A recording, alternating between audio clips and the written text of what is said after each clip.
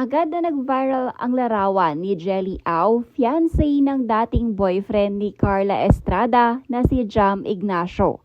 Sa in-upload ni Jelly sa kanyang social media, makikita ang kanyang mukha na puno ng sugat na kung saan ayon sa kanya ay sinaktan umano siya ni Jam Ignacio habang nasa loob sila ng sasakyan.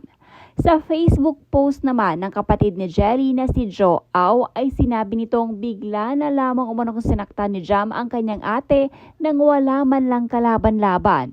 Mabuti na lang daw at nakahingi ng tulong si Jelly sa teller sa tollgate nang binuksan ni Jam ang sasakyan dahil sa hindi nabasa ang RFID nito nang dumaan sila.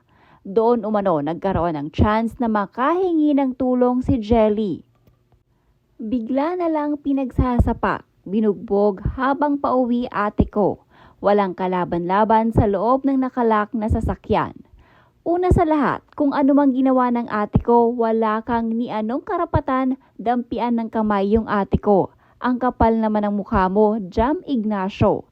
Ni hindi makahingi ng tulong ate ko dahil kinuha mo yung cellphone.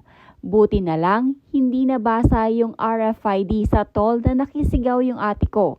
Pagbaba ng bintana at nakahingi ng tulong sa teller sa tollgate. Ngayon, tinakbuhan mo yung mga pulis. Wala kang awa.